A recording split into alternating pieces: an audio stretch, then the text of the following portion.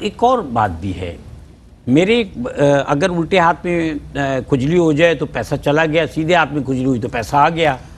تو یہ تو اکثر ایسا ہوتا ہے دونوں ہاتھوں میں ایک ساتھ بھی کھجلی ہوتی ہے. لوگ یہ کہتے ہیں کہ سیدھے ہاتھ میں کھجلی ہو تو پیسہ آئے گا. بڑی عجیب عجیب باتیں ہیں سر، آپ ارشاد فرمائیے اور رہنمائی فرمائیے. یہ بھی انہی باتوں میں سے ہے جس کا کوئی سر پیر نہیں. جو کچھ باتیں ایسی ہوتی ہیں نا، لوگوں کو عجوبے پسند ہیں، لوگ چاہتے ہیں کہ اس طرح کی کوئی بے پرکی اڑا دی جائے. وہ جب اڑا دی جاتی ہے اس کے بعد مشہور ہو جاتی ہے. تو مشہور ہو گئے کہ جناب آپ کی دائیں ہتھیلی کے اندر اگر کھجلی ہو رہی ہے دائیں ہاتھ میں، تو پیسہ جو ہے وہ پیسہ آئے گا. بائیں ہاتھ میں ہو رہی ہے تو پیسہ جائے گا. حالانکہ دائیں ہاتھ کی کھجلی کا پیسے آنے سے کوئی تعلق نہیں، بائیں ہاتھ کی کھجلی کا پیسہ جانے سے کوئی تعلق نہیں ہے. نہ ہی یہ مبارک ہے نہ ہی یہ منحوس ہے. تو نہ اسے مبارک سمجھنا درست ہے نہ اسے منحوس سمجھنا درست ہے. کھجلی کے جو اسباب سائنسی طور پر ثابت ہیں، میڈیکلی جو اسباب ہیں وہی اسباب ہیں. تو اگر وہ معمولی سی ہے تو کوئی مسئلہ نہیں ہے، پریشانی کی بات نہیں ہے. نہ خوش ہونے کی ضرورت ہے نہ پریشان ہونے کی بات ہے. اور اگر جو ہے وہ واقعی آپ کو بار بار ایسا ہوتا ہے تو پھر الرجی ہے یا بیماری ہے تو اس کا جو ہے علاج کرایا جائے. تو اس کا تعلق جو ہے نہ تو دین کے ساتھ ہے نہ اس کا تعلق شریعت کے ساتھ ہے. اور اس طرح کا نظریہ اور عقیدہ رکھنا تو درست ہی نہیں ہے. آپ نے پیسہ آنے کا جو طریقہ ہے، جو جائز طریقے ہیں وہ وہی ہیں کہ جو آپ جائز طریقے سے پیسہ کمائیں گے تو پیسہ آئے گا، چاہے آپ کے ہاتھ میں کھجلی ساری زندگی کھجلی نہ ہو. اور جو پیسہ جس طرح جب جانا ہوتا ہے جن طریقوں سے، تو بھلے آپ کو ساری زندگی الٹے ہاتھ میں کھجلی نہ ہو، پیسہ جانا ہے تو جانا ہے.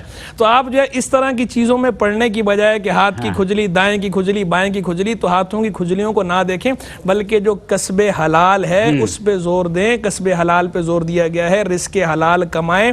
جب تک رزق حلال نہیں کمائیں گے تو صرف دائیں ہاتھ کی کھجلیوں سے جو ہے وہ آپ کے جیب میں کچھ نہیں آئے گا، آپ کے گھر میں کچھ نہیں آئے گا. رزق کے جو طریقے ہیں وہ طریقے، وہ ذرائع آپ اختیار کریں گے حلال اور جائز تو ہی آئے گا. اور باقی رہ گئے الٹے ہاتھی کھجلی سے بھی کچھ نہیں ہوگا. ہاں ویسے نیک فعل لینا کسی چیز سے وہ الگ چیز ہے.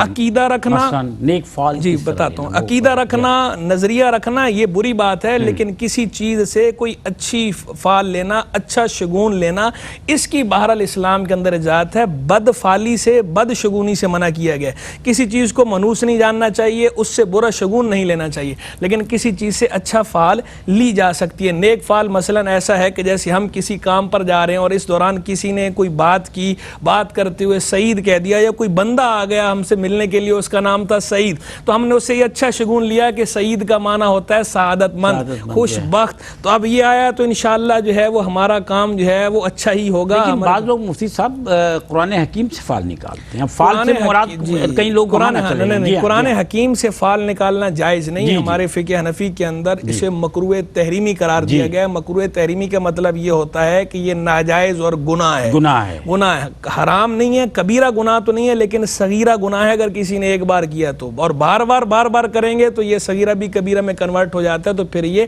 حرام میں چلا جائے گا. تو یہ گناہ ہے. قرآن مجید فرقان حمید اس لیے نازل نہیں ہوا کہ آپ اس کے صفحے کھول کر دیکھیں اور جو اس میں نکل رہا ہے اور آپ کہیں کہ میرا کام یہ. لوگ قرآن حکیم سے نام نکالنے کے لیے فعل نکالتے ہیں. قرآن حکیم سے نام فعل تو خیر الگ چیز ہے اور جو ہے وہ نام الگ چیز ہے. اچھا، نام کے والے سے بھی یہ ہے کہ قرآن مجید فرقان حمید کو بعض لوگ ایسے کھولتے ہیں صفحہ اور کہتے ہیں جو پہلا حرف نکلا ہے تو وہ حرف جو ہے وہ رکھ دیتے ہیں بغیر یہ سوچے سمجھے کہ اس لفظ کا معنی کیا ہے. تو وہ اور دوسرا وہ لفظ اسم ہے یا فعل ہے. عام طور پر نام ہمارے ہاں جو رکھے جاتے ہیں وہ اسم ہوتے ہیں. جی، وہ اسم جو ہے وہ ناؤن ہوتے ہیں، اسم ہوتے ہیں، فعل نہیں ہوتے. لیکن لوگ جو ہے فعل بھی رکھ لیتے ہیں اور پھر نام بھی ایسے عجیب، بسمہ رکھ لیں گے، بسم اللہ رکھ لیں گے، لا ریب رکھ لیں گے، نشرہ رکھ لیں گے. یہ سارے سب کے جتنے ہمارے ناظرین دیکھ رہے ہیں مجھ سمیت ان کے انٹرسٹ کی بات ہے، جی کام کی بات ہے. ایک وقفے کے بعد حاضر ہوتے ہیں، سلسلے کو جاری رکھیں گے. ناظرین کرام، روشنی سب کے لیے میں خوش آمدید. میں آپ کا میزبان شاہد مسرور. میرے ساتھ تشریف فرما محترم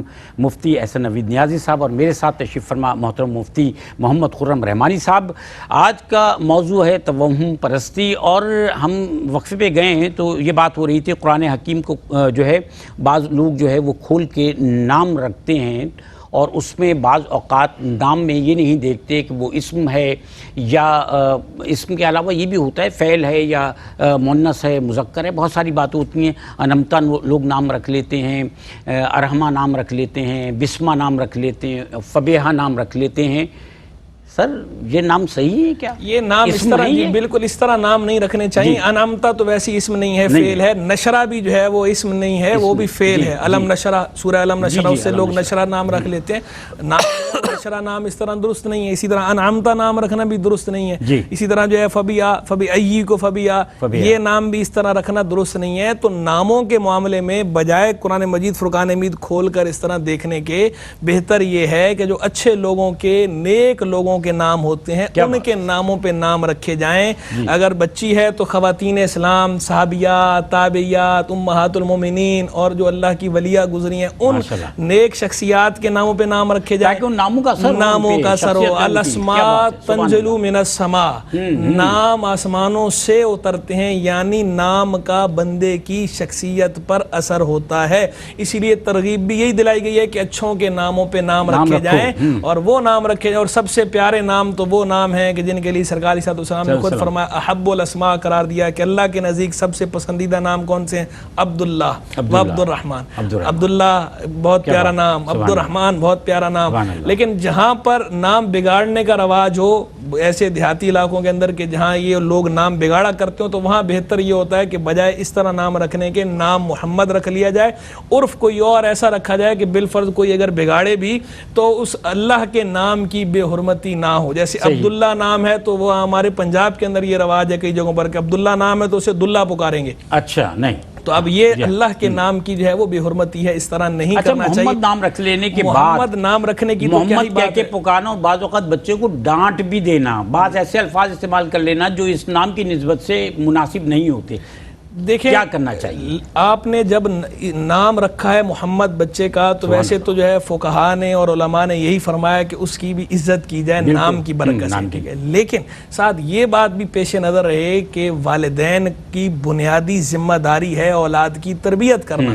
تو اولاد کی تربیت کے اندر جو ہے مناسب زجر اور توبیخ بھی ہے. صرف لاڈ پیار نہیں ہے، لاڈ پیار سے تو بچہ بگڑ ہی جائے گا. لاڈ پیار بھی ہے لیکن ساتھ ہی ساتھ مناسب زجر و توبیخ بھی ہے. تو جو مناسب زجر و توبیخ ہے وہ کرنے میں حرج نہیں، بلکہ جہاں ضروری ہے وہاں ضروری ہے، کرنی ہی چاہیے. تو بچے کا نام یہ رکھا جائے لیکن پکارا، لیکن جو ہے وہ ایسا نہیں ہے کہ آپ وہ نام لے کے ایسا کہیں، اس وقت نام نہ لیا جائے. جیسے سر محمد نام رکھا جاتا ہے، محمد خرم، جی ٹھیک ہے نا سر، پکارنے کے لیے آپ کو پکاریں گے تو لوگ ہمارے یہاں لوگ محمد نام رکھتے ہیں، اس کے ساتھ ایک نام ساتھ لگا لے جسے عرف کہا جاتا ہے، ہمارے کہا جاتا ہے. تو وہ نام کا حصہ اور وہ جو ہے وہ عرف ہے، نام ہے. لیکن محمد نام رکھا جائے کہ حضور جان عالم علیہ السلام کا مبارک نام ہے، اس نام کی اپنی برکات ہیں، وہ برکات حاصل ہوتی ہیں. اور شروع میں میں نے جو ذکر کیا تھا فال کی بات کر رہا تھا کہ فال سرکار علیہ السلام سے ثابت ہے. خود حدیث کریمہ کے اندر حضور نے فرمایا یوجبن الفال، مجھے فال پسند ہے. آگے پھر وضاحت بھی فرمائی ہے، صحیح مسلم کی حدیث ہے، وضاحت بھی آگے موجود ہے کہ فال سے کیا مراد ہے.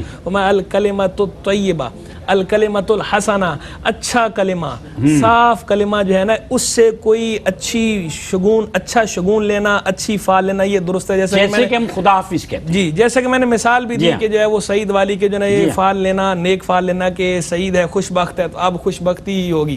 خود سرکار بھی لیتے تھے. جب صلح حدیبیہ کے موقع پر جب نام پوچھا تھا تو اس نے جب سہل کہا تو سرکار نے فرمایا ہمارا معاملہ سہل ہو گیا، آسان ہو گیا. تو خود سرکار صلی اللہ علیہ وسلم نے بھی فال لی ہے. تو نیک فال لینا درست ہے، اس میں کوئی حرج نہیں. قرآن کی فال کی بات نہیں ہو رہی، وہ الگ پہلے بتا دیا کہ وہ درست نہیں ہے. اور وہ پانسے ڈال کر اور اس طرح پانسے ڈالنا تو خود قرآن کی فرقان حمید کے اندر منع کیا، یہ ساری چیزوں سے منع کیا گیا. بدشگونی تو بہرحال کسی صورت میں بھی نہیں لینی چاہیے.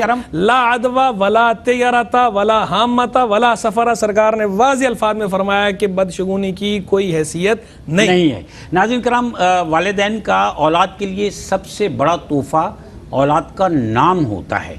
کوشش کیجئے کہ اپنے بیٹے کا نام مؤنث نہ رکھیے اور بیٹی کا نام مذکر نہ رکھیے.